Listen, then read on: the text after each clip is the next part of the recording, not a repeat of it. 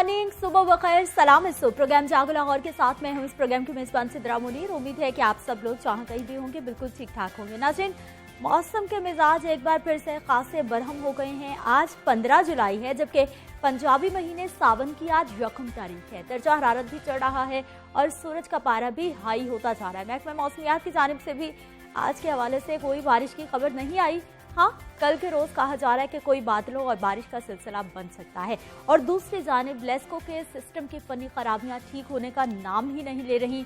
ज़रा गर्मी बढ़ती है, बिजली का इस्तेमाल ज़रा ज़्यादा होता है तो सिस्टम ओवरलोड हो जाता है, जिसके बाद शहर के मुतादिद इलाकों में तवील लोड शेडिंग मामूल बनती जा रही है।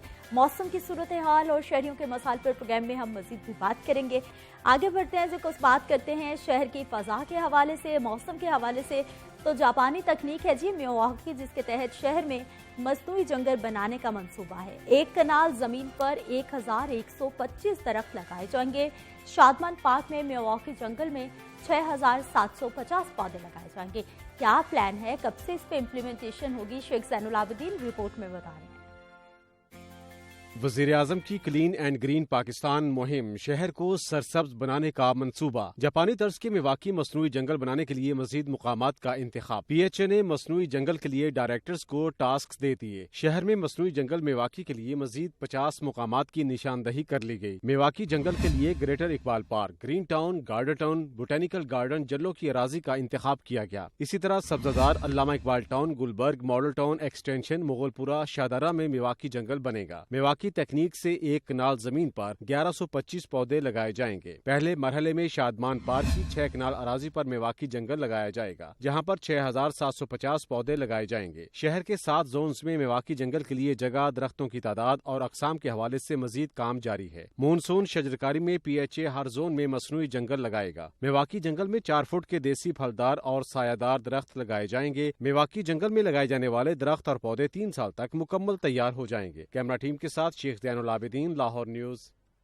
आगे बढ़ते हैं जी, कोरोना से बचाव की कोशिशों में तेजी आ गई है। लाहौर में मुख्तलिफ इलाकों से सीवरेज के पानी से कोरोना वायरस का पता लगाने के मंसूबे पर अमल दरामद का बाकायदा आगाज हो गया है। हुकूमत ने इब्तदाई रिपोर्ट भी जारी कर दी है। बात करेंगे सोहेल कैसर की रिपोर्ट में डिटेल्स जानने।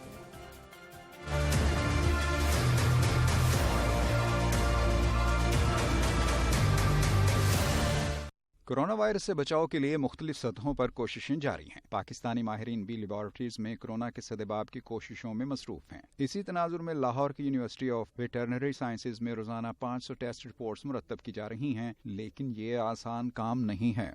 जो मोस्ट डेंजरस काम कर रहे हैं वो यही लैब वर्कर्स हैं हमारे, जो डेली तकरीबन जो हम जब 500 सैंपल जो के साथ करते हैं, तो आप समझे कि हम 500 सैंपल या 500 वायरसेस जो अननोन हैं, अभी के कंफर्म नहीं कोरोना है, उनके साथ हम डील कर रहे हैं, जिसकी वजह से ये बहुत डिफ़िकल्ट काम है।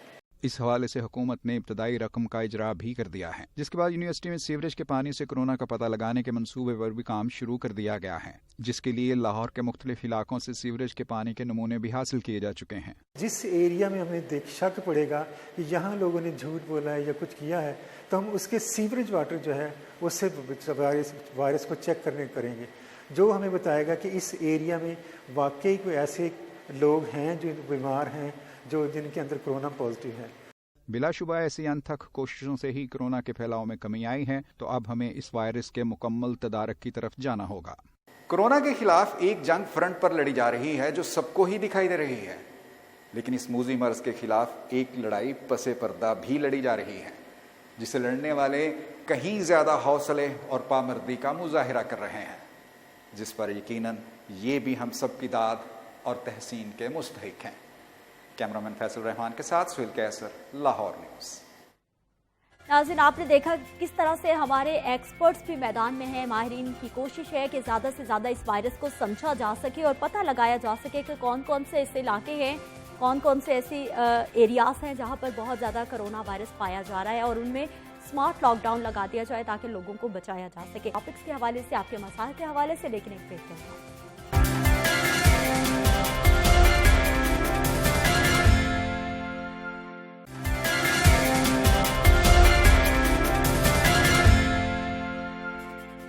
प्रोग्राम में एक बार फिर से आपको खुशामदीद कहते हैं। नाज़रीन, बकरा ईद की आमद है और ऐसे में आखिरकार आज से मवेशी मंडियां फाल कर दी गई हैं। शहर भर में आज से शाहपुर कांजरा समेत 12 मंडियां फाल हो गई हैं, जिसमें लखुडेर है, पुराना कहना, फिरोजपुर रोड है, DHA फेज 9 है। सगिया पर खरीदारी पॉइंट्स कायम कर दिए गए हैं। मांगा मंडी है, रायविंड समेत इलामा इकबाल जोन में भी 4 मवेशी मंडियां फाल कर दी गई हैं। वहां पर क्या इंतजामात है, किस तरह से SOPs पर इम्प्लीमेंटेशन होगी, कौन कौन से इदारे वहां पर मौजूद होंगे, कितने कैंप्स लग गए, कितने वहां पर व्यापारी मौजूद हैं, कितने जानवर पहुंच चुके हैं, मालूम करेंगे। हमारे साथ मौजूद हैं जी जाहिद आबिद, नुमाइंदा लाहौर न्यूज़। जाहिद साहब, प्रोग्राम में आपको खुश आमदीद कहते हैं। सबसे पहले हमें बताइए कि मंडियां फाल हो गई, सहूलियात क्या क्या दी जा रही हैं? जी बिल्कुल, एक गैर यकीनी सूरत हाल चल रही थी गुज़श्ता चंद हफ्ते से कि इस दफ़ा मंडियों की क्या सूरत हाल होगी, कोरोना वायरस के पेश नज़र क्या SOPs तय किए जाएंगे, जिसकी वजह से ना अभी तक व्यापारी ज़हनी तौर पर तैयार थे और ना ही ग्राहक ज़हनी तौर पर तैयार थे। ताहम इंतज़ामिया की जानिब से हतमी फैसला कर लिया गया है, जिसके मुताबिक शहर में 12 मंडियाँ लगाई जाएंगी, जिसमें से 2 जो मुस्तकिल मंडियाँ हमेशा होती हैं वो होंगी। इसके अलावा 10 आर्जी पॉइंट कायम किए जाएंगे। इस वक्त हम सगियाँ जो एक बड़ी मारूफ मंडी होती है, हमेशा ईद कुर्बान पर लगती है और यहाँ पर हज़ारों की तादाद में जानवर आते हैं, व्यापारी आते हैं और ख़रीदार आते हैं और यहाँ पर एक बड़ी रौनक होती है। इस वक्त हम बिल्कुल जो ताज़ा तरीन सूरत हाल कैमरे की आंख से आपको दिखाते हैं। ये आप देख सकते हैं कि ये मंडी चूँकि बिल्कुल अचानक 1-2 रोज़ पहले ही फैसला हुआ है, जिसकी वजह से अभी यहाँ पर तैयारियाँ की जा रही हैं। हमें यहाँ पर शेड लगते हुए नज़र आ रहे हैं, जानवरों के चारा रखने के लिए जगह बनाई जा रही है, रेत के टीले रखे जा रहे हैं ताकि जानवरों को ज़्यादा वहाँ पर एक ख़ास किस्म का माहौल दिया जा सके। इंतज़ामिया के लोग यहाँ मौजूद हैं, लाइट्स का बंदोबस्त किया जा रहा है। तो आज जो सूरत हाल है पहले रोज़ सगियाँ मंडी की, वो ये है कि यहाँ पर सिर्फ इंतज़ामिया के चंद लोग मौजूद हैं जो कि तैयारी कर रहे हैं। ताहम लगता है ऐसे है कि 1-2 रोज़ में ये बाकायदा फ़ाल हो जाएंगी। इस वक्त ना यहाँ पर कोई ग्राहक मौजूद है ना व्यापारी मौजूद है, क्योंकि ग्राहक भी अभी तक जो आम तौर पर लोगों से जानने की हम कोशिश करते हैं आम हालात में, तो वो यही है कि ईद के बिल्कुल करीब जाकर, ताकि ज़्यादा दिन जानवर को घर में ना रखा जाए, ईद के करीब जाकर खरीदारी हमें ये बताइए कि ज़िला इंतज़ामिया तो हमें तकरीबन कोई 15-20 दिन से मुसलसल बता रहे हैं जी तैयारियाँ हो गई हैं, मुकम्मल हो गया सब कुछ और 15 से मंडियां फाल हो जाएंगी, लेकिन यहाँ पर तो अभी तक तैयारियां चल रही हैं और बहुत थोड़ी तैयारी अभी तो दिखाई दे रही है। बिल्कुल, जैसा कि एक तो इम्कान जाहिर किया जा रहा है कि 31 जुलाई को ईद होगी, तो आज 15 जुलाई है, तो तकरीबन 2 हफ्ते सिर्फ रह गए हैं। तो अगर 2-4 दिन अभी और इसी किस्म की तैयारी में लग जाते हैं तो लाजमी तौर पर 8-10 दिन रह जाएंगे, जिसमें ये मंडियां फाल होंगी। व्यापारी जो कि दूसरे शहरों से आते हैं उन तक ये इतला पहुंचेगी कि मंडियां फाल हो चुकी हैं, वो आना शुरू होंगे। तो ऐसा लगता है कि इस दफ़ा जो सिर्फ आखिरी 1 हफ्ता होगा या आखिरी 10 रोज़ होंगे, उसमें आकर बिल्कुल एक सरगर्मी शुरू होगी। अभी तक जो सूरत हाल है, हमें जो गली मोहल्लों में भी जो नज़र आती हैं चीज़ें, वो भी नज़र नहीं आ रही। लोगों के गली मोहल्लों में कोई जानवर, हम या सगियाँ मंडी तक जब पहुँचे हैं तो रास्ते में कई छोटे छोटे पॉइंट्स होते हैं जो कि बिल्कुल गैर कानूनी किस्म के होते हैं। लोग अपने 4-4, 6-6 जानवर लेके खड़े होते हैं और वहाँ पर भाव हो रहे थे, वो भी उस किस्म की भी कोई सूरत हाल नज़र नहीं आ रही। यानी जिससे लगता ये है कि अभी तक वो व्यापारी, वो फार्मर जो कि जानवर पालते हैं, उन्होंने भी अभी तक अपने इलाकों से, अभी शहरों से लाहौर की तरफ रुख नहीं किया, जिसकी वजह से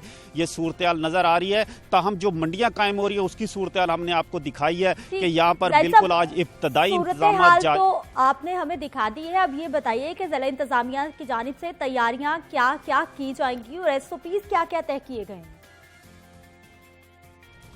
जी बिल्कुल, एक तो औकात कार का तयन किया गया है, वरना जो आमतौर पर मंडियां लगती हैं वो 24 घंटे खुली रहती थी, सुबह से लेकर रात गए तक वहां पर खरीदारी होती थी। लेकिन इस दफ़ा जो उनके लिए औकात कार का तयन किया गया, सुबह 6 बजे से लेकर शाम 7 बजे तक मंडी फाल होगी और वहां पर ग्राहक आ सकेंगे। उसके बाद मंडी को बंद कर दिया जाएगा और सिर्फ जो व्यापारी होंगे और जानवर होंगे वो उस मंडी में मौजूद होंगे, ताम खरीदारी नहीं होगी। ये एक बड़ा अहम एक नुक्ता होगा कि इतनी गर्मी में, इतनी शदीद गर्मी में 42-44 डिग्री सेंटीग्रेड में सिर्फ दिन के औकात में खरीदार करने इस मंडी में कैसे लोग आएंगे, तो लाजमी तौर पर इस पर भी तहफ़्फ़ुज़ात सामने आएंगे। इसके अलावा SOPs में ये कहा जा रहा है कि यहाँ पर जो लोग भी आएंगे उनका टेम्परेचर चेक किया जाएगा थर्मोगन से, वही जो मार्केटों की सूरत हाल है। अब मार्केटों में जितना कि थर्मोगन से टेम्परेचर चेक होता है उतना ही यहाँ पर भी चेक हो जाएगा। यहाँ पर पानी की लाजमी तौर पर फराहमी बहुत यकीनी बनानी होती है और इस दफ़ा ज़्यादा पानी फराहम करना होगा ताकि लोग अपने हाथ भी धोते रहें और अपने जिस्म को भी साफ रखें। तो ये एक ऐसी सूरत हाल होगी जिसमें गैर मामूली हालात में इंतजामिया को काम करना होगा और अब ये मंडियाँ शुरू होंगी तो पता चलेगा कि SOPs पर किस हद तक अमल दरामद होता है। ये भी कहा जा रहा है कि SOPs में तय किया गया है कि बुजुर्ग शहरी और बच्चे जो हैं वो यहाँ पर नहीं आएंगे और मंडी में उन्हें दाखिले की इजाजत नहीं होगी और अगर कोई बीमार लगता है तो उससे भी मंडी से। हमें ये बताइए कि मंडियां तो चलें आज से लगना शुरू हो गई हैं, तैयारियां भी शुरू हो गई हैं, ये बताइए कि महंगाई की कितनी बड़ी लहर आ सकती है इस बकरीद पे, क्योंकि हर साल हम लोग देखते हैं कि कुर्बानी के जानवर महंगे से महंगे तरीन होते जा रहे हैं। जाहिद साहब के साथ थोड़ा सा हमारे राब्ते में मसला आ गया है, दोबारा से उनके साथ हम राब्ता जोड़ने की कोशिश करते हैं। आगे बढ़ते हैं जी, कुछ बात करेंगे आपके सेहत के मसाइल के हवाले से और आज हमारे साथ आयशा नासिर माहिर ग़िज़ाइयात मौजूद हैं जिनसे हमने बात करनी है मोरिंगा पौधे के बारे में, जो कि एक खाया भी जाता है और इसके साथ साथ मुख्तलिफ अंदाज में इसका इस्तेमाल किया जाता है। ये है क्या, किस किस अंदाज में इस्तेमाल किया जाता है, ग़िज़ाई अज्जा क्या है, फ़वाइद क्या है, आयशा बताएंगी। आयशा, सबसे पहले हमें बता दीजिए कि ये मोरिंगा है क्या और इसके क्या क्या फ़वाइद हैं। जी सिद्रा, मोरिंगा है क्या? सबसे पहले मैं बताती चलूँ, मोरिंगा बेसिकली एक प्लांट है जो कि बड़ी आसानी से हमारे घरों में उगाया जा सकता है। जैसे मनी प्लांट है जो कि हर घर में उगा हुआ होता है और उसकी कोई बहुत ज़्यादा मेंटेनेंस नहीं चाहिए होती। इसी तरह सुहांजना हर घर में उगाया जा सकता है। पाकिस्तान में बड़ी आसानी से ये दस्तयाब था। अमेरिका में इसको सुपर फूड कहते हैं और जब से पाकिस्तान में इसके फ़ायदे पता चलना शुरू हुए, जैसे सना मक्की नायाब हो गई है वैसे ही सुहांजना भी पाकिस्तान में नायाब होता जा रहा है और कुछ लोग इसको कोरोना के साथ भी लिंक कर रहे हैं जिसकी वजह से ये मज़ीद नायाब होता जा रहा है। क्या फ़वाइद हैं इसके? सबसे पहले मैं बताती चलूँ कि जितना हमें डेली फाइबर चाहिए उसका 25% इसके अंदर मौजूद होता है। अब फाइबर हम जानते हैं कि ब्लड प्रेशर के लिए, शुगर के लिए, हार्ट के लिए बहुत ज़्यादा अहम होता है। इसके अलावा वेट लॉस में फाइबर जो है वो बहुत ज़्यादा मददगार साबित होता है। कॉन्स्टिपेशन के बारे में कहते हैं, constipation is mother of all disease, तमाम बीमारियों की जड़ है। फाइबर कॉन्स्टिपेशन यानी कब्ज़ से बचाने में मददगार साबित होता है। सो एक तरफ तो ये बहुत सारी बीमारियों को मैनेज कर रहा है, जैसे खुदा ना खास्ता किसी को शुगर है, ब्लड प्रेशर स्टेबल नहीं रहता, किसी का कोलेस्ट्रॉल का मसला है तो ये उसको मैनेज करने में हेल्प कर रहा है। दूसरी तरफ चूंकि ये कब्ज़ को ठीक कर रहा है फाइबर, तो ये बहुत सारी बीमारियों से हमें बचाने में भी मददगार साबित हो रहा है। पहला फ़ायदा इसमें फाइबर मौजूद है। दूसरा फ़ायदा इसका ये है कि इसके अंदर कैल्शियम की अच्छी मिकदार है। जितना हमें डेली कैल्शियम चाहिए उसका 24% इसके अंदर मौजूद होता है। कुछ लोगों को दूध हजम नहीं होता, दही या दूध से उन्हें एलर्जी होती है, वो इसका इस्तेमाल कर सकते हैं। कैल्शियम के लिए वो इसको इस्तेमाल कर सकते हैं। ये तो नहीं कह सकते ये दूध का नेमुल बदल है, लेकिन अगर आपको कैल्शियम की डेफिशिएंसी है तो आप इसका इस्तेमाल कर सकते हैं।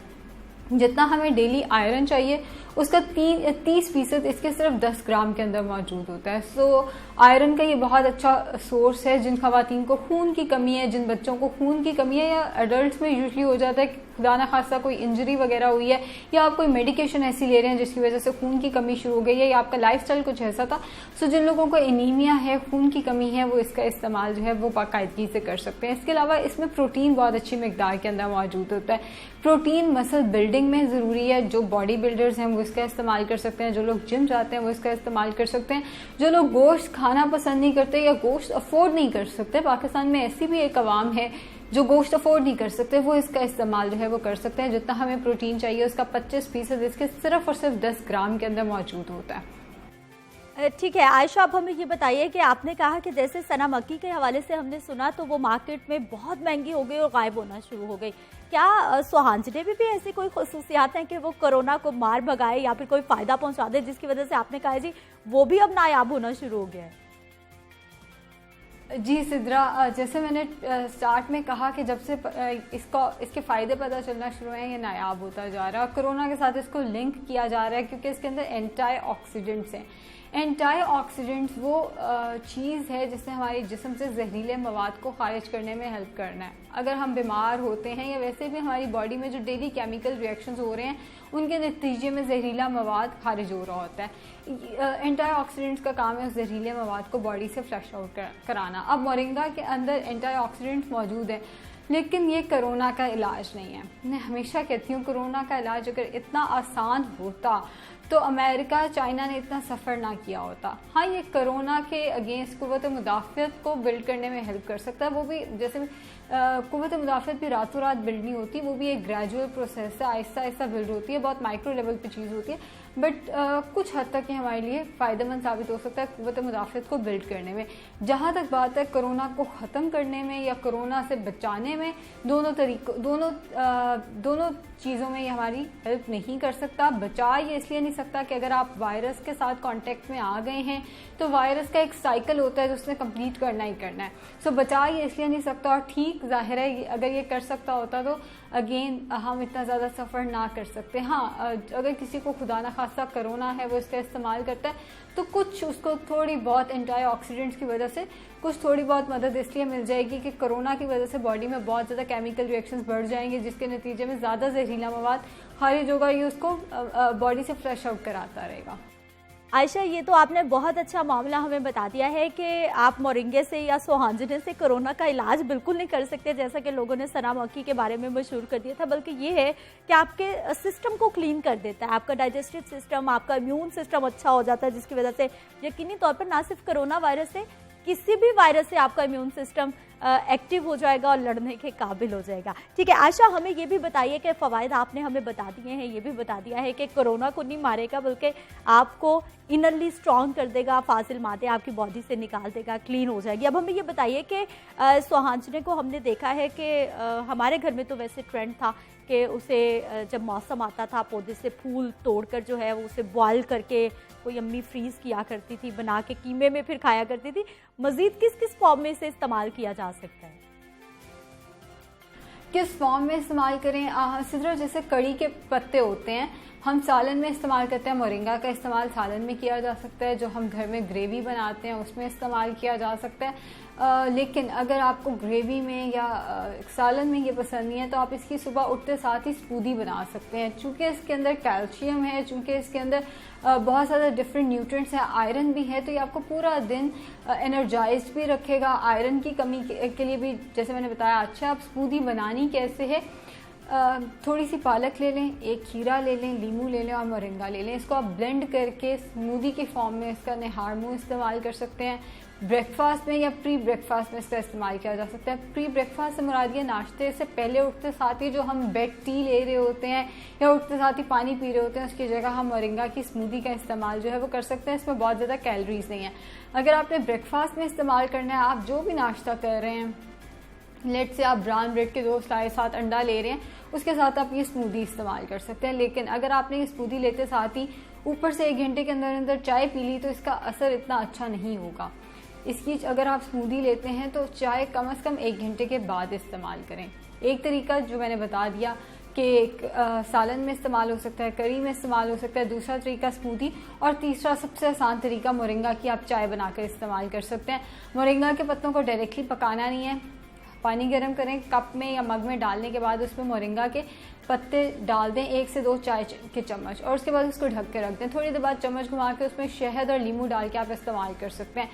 नाश्ते में आप मोरिंगा टी ले सकते हैं, नाश्ते और दोपहर के खाने के दरमियान स्नैक में आप इस्तेमाल कर सकते हैं, या दोपहर के खाने के फ़ौरन बाद आप मोरिंगा की चाय इस्तेमाल कर सकते हैं। बहुत अच्छा सोर्स है डिफरेंट न्यूट्रिएंट्स का, फाइबर का, प्रोटीन का, इम्यूनिटी को भी थोड़ा बूस्ट करने में हेल्प देगा, एंड काफ़ी देर तक आपको भूख भी नहीं लगेगी क्योंकि इसमें फाइबर कंटेंट अच्छा है।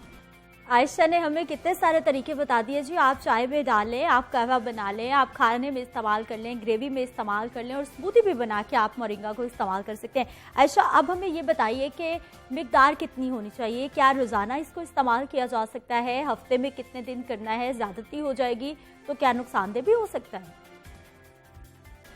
जी सिद्रा, ज़रूरत से ज़्यादा इस्तेमाल करने से क्या नुकसान हो सकते हैं? जैसे जब आपने क्वांटिटी पूछी कि कितनी क्वांटिटी इस्तेमाल करनी है, तो मैंने तब मेंशन किया था कि excess of everything is bad. हर चीज़ की ज़्यादती बुरी है। अगर हम पानी भी ज़रूरत से ज़्यादा पीते हैं, 1 घंटे में 3 गिलास से ज़्यादा अगर हम पानी पीते हैं तो वो भी गुर्दे के लिए नुकसानदेह है। तो कोई भी चीज़ जो हम ज़्यादा इस्तेमाल करें उसके नुकसान होते ही होते हैं। अब अगर हम बात करें मोरिंगा को ज़्यादा इस्तेमाल करने की, 10 ग्राम से ज़्यादा इस्तेमाल करते हैं तो क्या नुकसान हो सकते हैं? विटामिन के बेसिकली एक स्ट्रॉन्ग एंटीऑक्सीडेंट है। एंटीऑक्सीडेंट जैसे मैंने बताया कि जहरीले मवाद को फ्लश आउट करने के लिए हेल्पफुल है, इसीलिए इसका कोरोना में भी अहम किरदार देखा गया है। इसके अलावा विटामिन के हमारी स्किन के लिए एंटीऑक्सीडेंट है, स्किन के लिए भी बहुत अच्छा है और बहुत सारी हमारी हार्ट के फंक्शंस के लिए विटामिन के इम्पॉर्टेंट होता है। अब जितना हमें विटामिन के चाहिए 10 ग्राम के अंदर उसका 159% मौजूद है, यानी कि जितना हमें चाहिए उससे ज़्यादा ऑलरेडी मौजूद है 10 ग्राम के अंदर। अब हम इसका ज़्यादा इस्तेमाल करेंगे तो बॉडी इतना विटामिन के जो है वो प्रोसेस नहीं कर पाएगी, ज़रूरत से ज़्यादा विटामिन के भी हमारी हार्ट हेल्थ के लिए अच्छा नहीं है। सो पहला इसका नुकसान ये है कि ये विटामिन के रिच है, जिसकी वजह से ज़रूरत से ज़्यादा इस्तेमाल हमारी हार्ट हेल्थ के लिए अच्छा नहीं है। विटामिन के ज़रूरत से ज़्यादा आ जाएगा।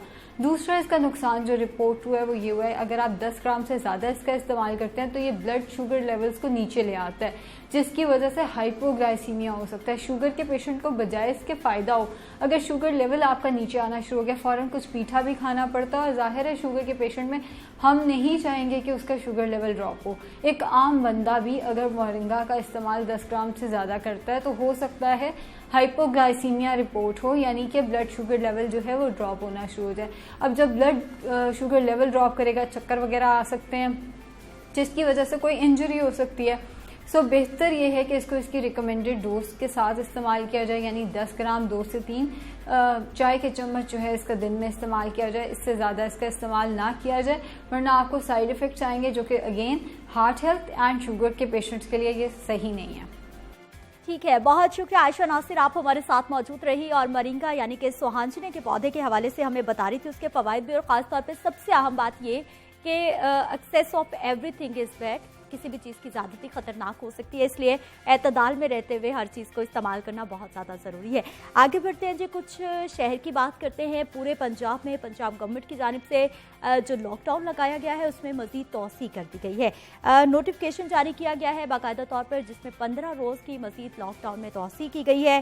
तालीमी इदारे हैं, शादी हॉल्स हैं, रेस्टोरेंट्स हैं, सिनेमा हॉल्स हैं, बादस्तूर ये बंद ही रहेंगे। जबकि इन मुख्तलिफ इंडस्ट्रीज़ की जानिब से मुसलसल एहतजाज किया जा रहा है, गवर्नमेंट को प्रेशराइज किया जा रहा है कि इन इंडस्ट्रीज़ को भी अब खुल जाना चाहिए। जबकि गवर्नमेंट की जानिब से कहा गया है, ज़राए ये बताते हैं कि सितंबर तक हो सकता है कि शादी हॉल्स खोल दिए जाएं, लेकिन वो भी फैसला तब होगा जब आप जो एहतियात है उसका दामन हाथ में पकड़े रखेंगे और ये कोरोना केसेस दिन ब दिन कम होते जाएंगे। अगर सूरत हाल ठीक रहेगी तो इस फैसले पर अमल दरामद होगा, अगर ठीक नहीं रहेगी तो यकीनी तौर पर इस फैसले पर नजरसानी दोबारा से हो सकती है। इन तमाम मामलात पे बात करेंगे। हमारे साथ मौजूद है नुमाइंदा लाहौर न्यूज़ अब्दुल कादिर मदनी। अब्दुल कादिर, बताइएगा, मजीद 15 रोज़ की तौसी की गई है। हाँ जी बिल्कुल, पंजाब हुकूमत की जानिब से जो है वो कोरोना लॉकडाउन में मजीद 15 दिन की तौसीक की गई है, जिसमें मुख्तलिफ कारोबारी सेक्टर में जो है वो तहफ़्फ़ुज़ात का इजहार किया है, क्योंकि शादी हाउस, रेस्टोरेंट एसोसिएशन और टूरिज्म एसोसिएशन की जानिब से 12 हुकूमत से ये मुतालबा किया जा रहा है कि जो SOPs हैं उनकी शराइत पर कारोबार की इजाज़त दी जाए, क्योंकि गुज़िश्ता 3 माह से कारोबार मुसलसल बंद होने की वजह से जो है वो तजारती और कारोबारी सरगर्मियाँ बुरी तरह मुतासर हैं। इस हवाले से गुज़िश्ता रोज़ जो है वो शादी हाल एसोसिएशन के सरपरस्त आला पंजाब जो है वो मियाँ मोहम्मद इलियास की सूबाई वज़ीर सनअत और तिजारत मियाँ असलम इकबाल से मुलाकात हुई थी और इस हवाले से तमाम शिकायत और तहफ़्फ़ुज़ात जो है वो सामने रखे गए। ताहम जो सूबाई वज़ीर मियाँ असलम इकबाल हैं उनकी जानिब से ये यकीन दहानी की गई है कि यकम सितंबर से जो है वो शादी हाल को खोलने के दिया गया है, और लेकिन इसके साथ साथ ये भी शर्त रखी गई है कि मामला जो है वो MCOC में रखा जाएगा, जिसमें ये फैसला अगर तो हक में आ गया तो शादी हाल जो है उनको खोलने की इजाज़त होगी। ताहम इस हवाले से जो है वो ताजर तंजीमें जो है वो भी मुतहर्रिक हैं और हुकूमत को जो है वो बार बार अपने मुतालबात सामने रख रही हैं। और अब्दुल कादिर, हमें ये बताइए कि आपने बताया कि मियां असलम इकबाल साहब से मुलाकातें भी जारी हैं, तो क्या अब ये हमारे जितने भी रेस्टोरेंट के मालिकान हैं, सिनेमा हॉल्स के मालिकान हैं, ये मान गए हैं, एक पेज पर आ गए हैं, एहतजाज अब नहीं करेंगे? क्योंकि हम मुसलसल देख रहे हैं कि इनकी जानिब से एहतजाजी मुजाहरे किए जा रहे हैं। नहीं, इस हवाले से जो कंपेन जो पाकिस्तान अंजुमन ताजरान की जानिब से जारी है, 18 जो है तारीख को हारन बजाओ हुक्मरान जगाओ तहरीक जो है उसमें ये तमाम सेक्टर जो है वो शामिल है, जिसमें रेस्टोरेंट एसोसिएशन है, शादी हाल और एसोसिएशन है, कैटरर एसोसिएशन है और साथ ही साथ सिनेमा एसोसिएशन जो है वो भी शामिल है। मियां असलम इकबाल जो सूबाई वज़ीर सनअत और तिजारत है, कल उनकी जानिब से जो है शादी हाल मालकान से मुलाकात की और यही कोशिश की गई कि इन्हें इस एहतजाज से जो है वो अलग किया जा सके। ताहम साथ ही साथ जो है वो शादी हाल मालकान की जानिब से भी ये तहफ़्फ़ुज़ात का सामना रखा गया है कि पंजाब हुकूमत जो है वो एक तारीख जो है वो हमें तय करके बता दे, ताकि उस हवाले से शादी हाल की बुकिंग और तमाम शादी हाल के इंतजाम जो हैं मुकम्मल किए जाएं। और लेकिन इसके बावजूद जो सूबाई वज़ीर सनअत और तिजारत है उनकी जानिब से यकीन दहानी के बावजूद उनकी जानिब से जो शर्त रखी गई है वो NCOC की मंजूरी रखी गई है कि जो कौमी हुकूमत है उसकी जानिब से जो है वो अगर मंजूरी दी जाएगी तो पंजाब के शादी हाल जो है वो खुल जाएंगे।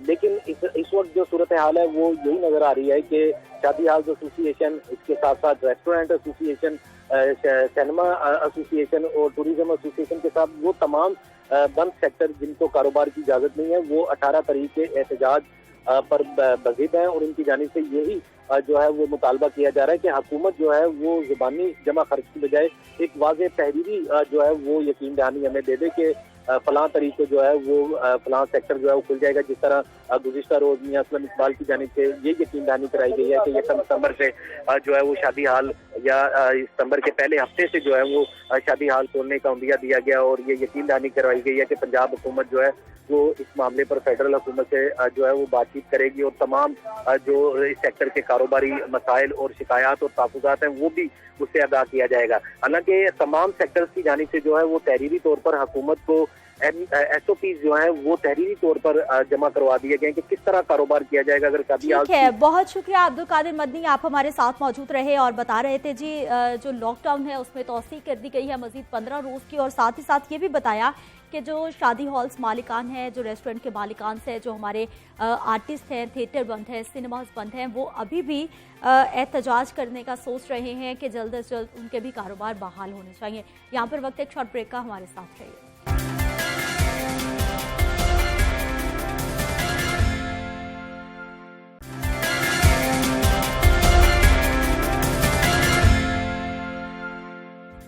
प्रोग्राम में एक बार फिर से आपको खुशामदीद कहते हैं। नाज़रीन, कुछ बात करेंगे एक बहुत ही खूबसूरत ताल्लुक़ के हवाले से जिसे जोड़ा तो बहुत खुशी से जाता है, लेकिन उसके बाद ऐसे मसाइल शुरू हो जाते हैं कि बात अलहदगी तक पहुंच जाती है। बात कर रही हूँ मैं मियाँ बीवी के ताल्लुक़ के हवाले से, जो कि हमने देखा कि जब से लॉकडाउन हुआ है घरेलू झगड़ों में बहुत ज़्यादा इजाफा हो गया है। मियाँ बीवी के ताल्लुक़ में कितना कॉम्प्रोमाइज़ एक औरत को करना पड़ता है, कितना एक मर्द को करना चाहिए। हमारे यहाँ ज़्यादा जिम्मेदारी औरत पर क्यों आयद की जाती है, चाहे वो वर्किंग वीमेन है, चाहे वो हाउस वाइफ है, उसी की सारी जिम्मेदारी क्यों है। हर मामले की कसूरवार भी वही है और हर ठीक और गलत काम की जिम्मेदार भी वही है। ऐसा क्यों है, होना क्या चाहिए, एक खुशहाल घराने में क्या क्या इंग्रेडिएंट्स होनी चाहिए, हमारा काउंसलिंग का निज़ाम क्या है, क्या मियाँ बीवी को बताया जाता है कि मुख्तलिफ तरह के जो पेचीदा मामलात हैं उनको किस तरह से उन्होंने हैंडल करना है। दूसरी जानिब ये कि आपस के झगड़ों में मियाँ बीवी का कितना ताल्लुक़ होता है और बैरूनी अनासर का कितना ताल्लुक़ होता है। इन तमाम मामलात पे बात करेंगे। मेरे साथ मौजूद हैं जी कासिम अली शाह साहब हैं, मोटिवेशनल स्पीकर हैं प्रोग्राम में। सर, आपको खुश आमदीद कहते हैं। क्या हाल है आप? बिल्कुल ठीक ठाक जी, बहुत इंतहाई अहम मामला लॉकडाउन में बहुत बढ़ गए घर के झगड़े।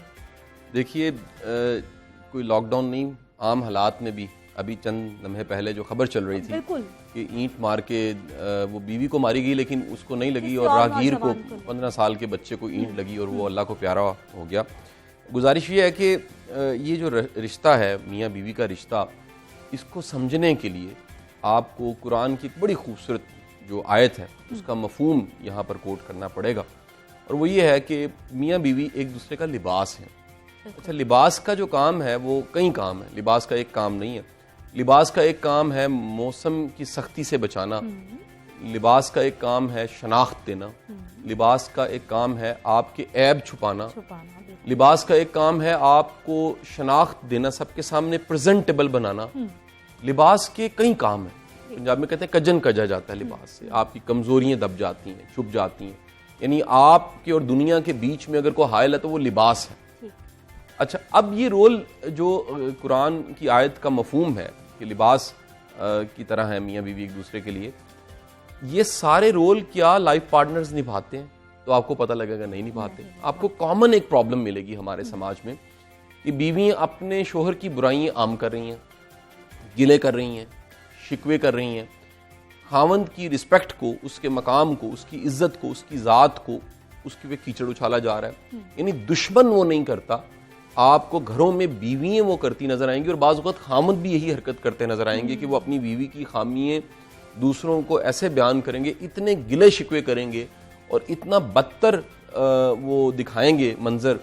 अब ये जो सारे की सारी चीजें दिख रही हैं क्यों हैं?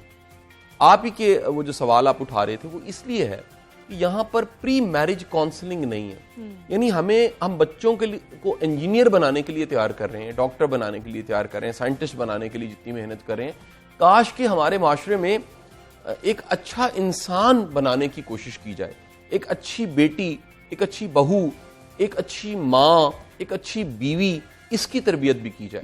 हमारे लाहौर का एक मारूफ कॉलेज है, गर्ल्स कॉलेज है, तो मुझे गेस्ट स्पीकर बुलाया गया पिछले साल वहां पर, और वहां पर था कौमी तरक्की में औरतों का किरदार। तो मैंने माजरत कर ली, वहां जाके स्टेज पे मैंने कहा जी मैं इस मौजू पे बात नहीं करना चाहता, मैं बात करना चाहता हूँ एक अच्छी माँ क्या होती है और एक अच्छी बीवी क्या होती है। आप यकीन कीजिए जब मैंने बातचीत की तो बस सब बेटियां हमारी वो बाद में कहें कि सर हमें तो ये बातें किसी ने बताई नहीं है, ना घर में किसी ने बताई है, ना किसी ने यूनिवर्सिटी में बताई, ना कॉलेज में, ना स्कूल में। जब आप एक ऐसी नस्ल तैयार करेंगे तो फिर आप ये याद रखिए इस समाज का इकोसिस्टम मजीद खराब होगा, इस समाज में और बुराइयां बढ़ेंगी। एक अच्छा रिश्ता, इस पे खूबसूरत जुमला हजरत अली करम वजह का, आप फरमाते हैं कि अगर दोस्त बनाने लगे हो तो साथ कब्रिस्तान बना लो, उसमें उसकी खामियों को दफन कर दो। दुनिया में कोई परफेक्ट नहीं है। अगर आप दरगुजर नहीं कर सकते, आप माफ नहीं कर सकते, लेकिन आपका मुफाद होता है ना जिससे आप उसकी 10 गलतियां माफ कर देते हैं। भाई आपका सबसे कीमती रिश्ता मियां बीवी का रिश्ता है, उसमें भी दरगुजर शामिल कीजिए, उसमें भी माफी शामिल कीजिए, उसमें सॉरी कहना सीखिए, उसमें माफी देना सीखिए। जब आप दरगुजर करेंगे, माफी देंगे, रास्ता खुद ही मिल जाएगा। लेकिन जब रास्ता रोके रखेंगे तो फिर आपको रास्ता नहीं मिलेगा। अच्छा शाह साहब, मुझे ये बताइए, आपने ये माफी वाला कॉन्सेप्ट तो हमें दे दिया है, इसके साथ साथ एक खुशहाल घराने के लिए, हैप्पी मैरिड लाइफ के लिए कौन कौन से इंग्रेडिएंट्स जरूरी हैं? देखिए, दो लोगों में रिलेशन की जो एक सही खूबसूरत डेफिनेशन है वो है दोनों की अंडरस्टैंडिंग कितनी अच्छी है। और अंडरस्टैंडिंग का मतलब बातें करना नहीं होता, किसी के जज्बात को, ख्यालात को और शख्सियत को और उसकी नोयत को, सिचुएशन को समझना होता है। अगर आप किसी की सिचुएशन को समझ ना सके तो फिर आपकी बॉन्डिंग नहीं बनती। मैं आपको छोटी सी मिसाल देता हूं। आप सीट पे बैठे और एक सवारी खड़ी है, आपकी उस पर निगाह पड़ी, उसने मुंह से नहीं कहा, लेकिन आपने देखा उसके कंधे पे एक बैग है, उसने हाथ में एक स्टिक पकड़ी हुई है, बड़ी मुश्किल से वो बस का जो डंडा सा है, जो रॉड है, उसको पकड़े हुए, वो झटके खाते हुए वो बंदा सफर आपके साथ खड़े होके कर रहा है, आप बैठे हुए। आप बगैर बातचीत किए समझ जाते हैं कि उसको ये जो है तकलीफ ज्यादा मुश्किल में आप उस सीट छोड़ते हैं, आप कहते हैं आप यहां बैठ जाएं, आपके पास बैग भी है, अपने कंधे पे भी लटकाया, बूढ़े भी हैं, उम्र में भी ज्यादा, स्टिक भी पकड़ी हुई, यहां बैठ जाएं। ये क्या था? आपने किसी को महसूस किया, अंडरस्टैंड किया और अपनी जगह छोड़ दी। जिस तरह उस बस में आपने इतने एक शानदार, एक कमाल की नेकी की है, आपकी जिंदगी में भी इस तरह के कई मौके घर में मौजूद होते हैं जहां पर आपको अपनी जात की नफी करनी होती है, जहां दरगुजर करना होता है, किसी की नोयत को समझना होता है। मसलन मियाँ को समझना चाहिए कि जो उसकी बीवी है वो सारे वो काम जो शायद पैसे देके भी ना करवाए जा सकें वो कर रही है, उसके बच्चे पाल रही है, उसके घर को चला रही है, किचन संभाल रही है, उसके रिश्तेदारों को एंटरटेन कर रही है, उसकी माँ को, जो उसकी सास है औरत की, उसको वो एंटरटेन कर रही है, अपने ससुर को एंटरटेन कर रही है, जेठानी नंदे सबको एंटरटेन कर रही है। तो खामद को चाहिए वो दरगुजर करे, बीवी को चाहिए वो जरा सोचे कि ये जात की नफी, ये अना ही तो शाह साहब बीच में आ जाती है। वो जो मियाँ साहिबान है वो समझते हैं कि अगर बीवी की तारीफ कर दी या इसको कुछ कह दिया या इसकी कोई ज्यादा घर वालों के साथ ही तारीफ कर दी तो ये तो सर पे चढ़ जाएगी।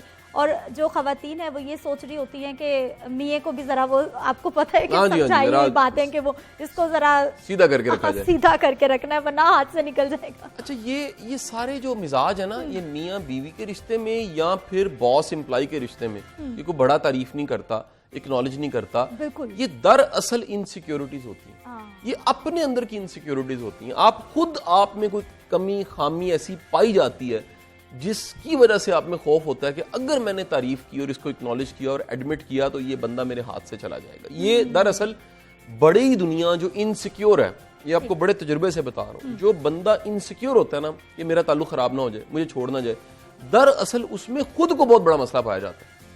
वो मसला क्या होता है? वो मसला उसकी इनसिक्योरिटी की अमूमी वजह जो होती है वो गैर जिम्मेदारी हो सकती है, वो कह लीजिए उसके अंदर कोई ऐसी कमजोरी पाई जाती है, शख्सियत की कमजोरी हो सकती है, कोई नफ्सियाती कमजोरी हो सकती है।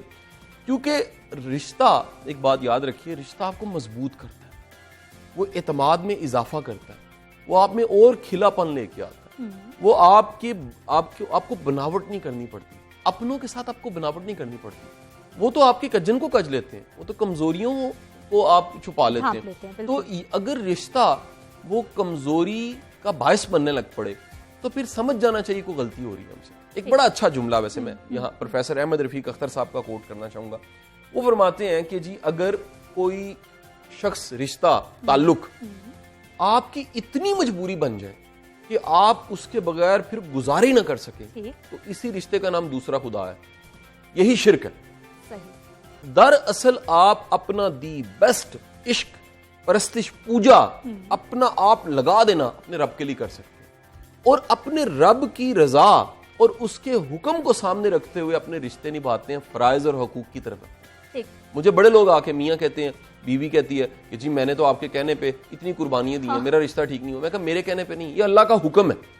अल्लाह का हुक्म है कि खामद अपनी बीवी का ख्याल करे, बीवी पे लाजिम है कि वो उसको वेलकमिंग मिले।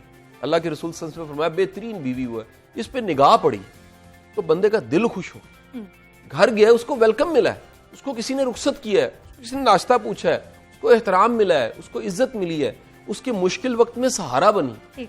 और यहां आप देखिए कॉमन रूटीन ये है कि किसी का मुश्किल वक्त होता है, आपके बदतरीन ताल्लुक पता है कौन से हैं? जो मुश्किल वक्त में मुस्कुरा रहे होते हैं।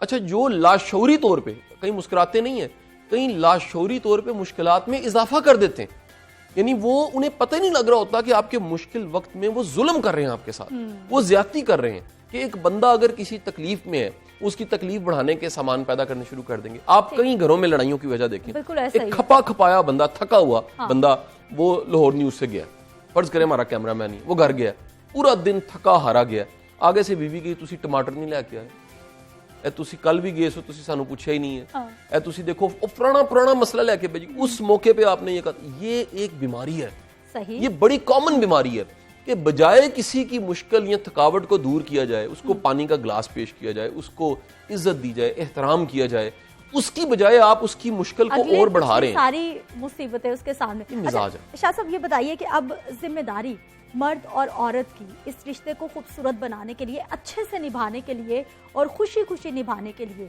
50-50 या फिर किसकी ज्यादा? देखिए दोनों की जिम्मेदारी। ये आप नहीं कह सकते। एक दरअसल सरबराह मर्द होता है, ये मैं मतलब आपको बड़ा एक इस्लामिक फिलॉसफी की बुनियाद पे ये कह रहा हूँ, पूरा जो मेरा मुताला है, घर का सरबराह मर्द होता है। सरबराह अगर कमजोर हो, कमजोर किसी भी हवाले से हो, IQ में कमजोर हो, मुआशी तौर पे कमजोर हो, जिम्मेदारियों में कमजोर हो, इनिशिएटिव्स ना हो, सुस्त हो, कामचोर हो, जब वो कमजोर हो तो फिर सेकंड कमांड को संभालना पड़ता है, फिर वो डोमिनेंट हो जाती है। अक्सर मर्द अपनी कमजोरियां औरतों को देते हैं, बाद में औरत ताकत पकड़ जाती है। एक और भी बड़ा पुराना जुमला हमने सुना कभी, और अब वक्त के साथ साथ मुशाहिदे से समझ आना शुरू हुआ कि आपने दरअसल वो तमाम तरह की तकलीफें जो अपने बच्चों की मां को दी होती हैं, किसी वक्त में वो ताकत पकड़ के बच्चों के साथ सामने फौज लेके खड़ी हो जाती है, महाजरा ही करती है। वो कहती है हूं दसो, पहले मैं कली औलाद बड़ी होती है तो फिर वो ज्यादा मां के साथ होती है, वो पूरी लॉबिंग करती है। हमें ये बताइए अब कि कितना फीसद कसूर मियाँ बीवी का खुद और कितना बैरूनी अनासर का?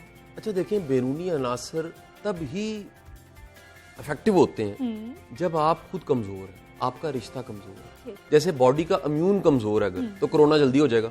देखिए ना, हम यही अब तहरीक क्या हुई, पहले हो जाए कोरोना हो जाएगा, फिर हमने कहा जी अगर इम्यून मजबूत है आपका गट मजबूत है, आपका मेटाबॉलिज्म मजबूत है, आपने तो कितने टीवी प्रोग्राम इस पे किए हैं, अगर आपका इम्यूनिटी सिस्टम अच्छा है तो बीमारी कुछ नहीं कर सकती। मियाँ बीवी का रिश्ता अपना मजबूत ना हो तो फिर मोहल्ले के लोग, चाचे मामे बाबे, सारे उसमें रोल प्ले करते हैं, और बाज औकात वो रोल प्ले नेगेटिव हो जाता है, और ज्यादातर बेशुमार ज्यादा। मैं एक और आपको तजुर्बे से बात बताऊं, मियाँ बीवी के रिश्ते में बाज औकात सुलह कराने वाले को पता नहीं लग रहा होता, वो शैतान को फॉलो करने लग पड़ा।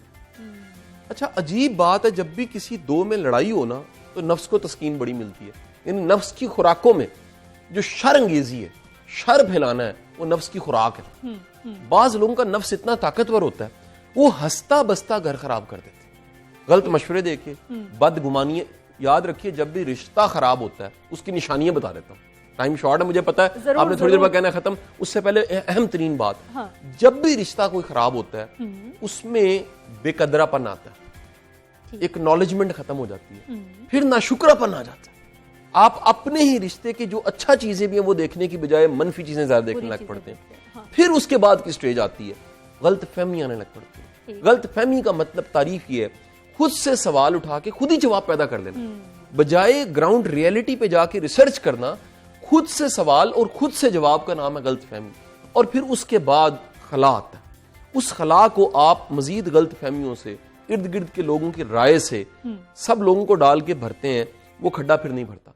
बेहतर क्या है, मैं तमाम मेरे सुनने वाले जिनके रिश्ते खराब हैं मियां बीवी के, मेरी दरखास्त है अपनी अना को खत्म करके इकट्ठे बैठे यार, दोनों माफी मांगे, अल्लाह को हाजिर नाजिर जान के अपनी गलतियों की माफी मांगे, एक दूसरे से माजरत करें। यार माफी मांगने में क्या शर्म, आपको गलती करते शर्म नहीं आई, लड़ते शर्म नहीं आई, ईंटें मारते शर्म नहीं आई। अच्छा, अब अगर माफी मांगनी है, और एक बात बताऊं, जितना ज्यादा घर में सुकून और हार्मनी होगी, ट्रस्ट का कल्चर होगा, उस घर के बच्चों की परवरिश खुद ब खुद अच्छी होगी। जितना ज्यादा कॉन्फ्लिक्ट, लड़ाई झगड़े होंगे, वो जो अनसर्टेनिटी और इनसिक्योरिटी बच्चों को मिलेगी, पौधा नशोनुमा पा ही नहीं सकेगा। हाँ। एक बड़ा किरदार, एक बड़ा शख्स पैदा ही नहीं हो सकेगा उस घर में जिस घर में मियां बीवी के झगड़े। अच्छा कासिम अली साहब, हमें ये बताइए कि आपने बताया जी ये इंग्रेडिएंट्स हैं, इस तरह से आप मसाइल को हल कर सकते हैं। अगर रिश्ता खराब हो रहा है तो ये निशानियां भी आपने बता दी हैं। हमारी सोसाइटी में 2-3 तबकात हैं, मीडियोकर्स हैं, कुछ अपर क्लास हैं, कुछ लोअर क्लास हैं। जो लोअर क्लास हैं उनके तो बुनियादी झगड़े, मौशी सूरत हाल, घर में खाना नहीं पूरा हो रहा, हर वक्त की लड़ाइयाँ झगड़े मसाइल।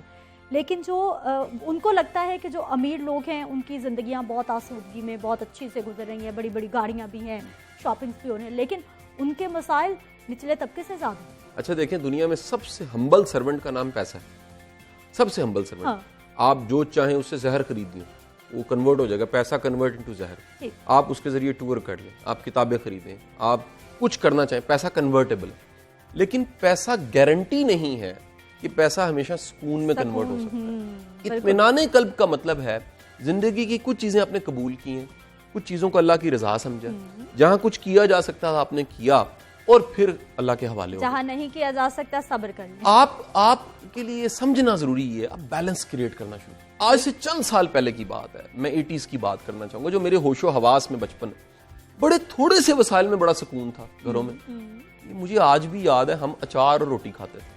अच्छा शाह साहब, ये आपने बहुत सारे लोगों से मैंने ये बात सुनी है कि जिन्होंने बहुत अर्न किया, उन्होंने फिर ये शिकवा किया कि जब हम कोई 30, 40, 50 हज़ार रुपये कमाते थे तो हम लोग बहुत खुश थे, लेकिन अब जब हम बहुत ज़्यादा कमा रहे हैं तो हमारा सुकून कहीं गायब होकर रह गया। बहुत शुक्रिया इस प्रोग्राम में शामिल होने के लिए, और उम्मीद है कि बहुत सारे जो जोड़े सुन रहे होंगे, कुछ ना कुछ आपके मसाइल का हल तो ज़रूर निकल आया होगा। इंशाल्लाह कल सुबह 9:05 पर मेरी आपसे फिर मुलाकात होगी। अपना ख्याल रखिएगा। अल्लाह निगहबान।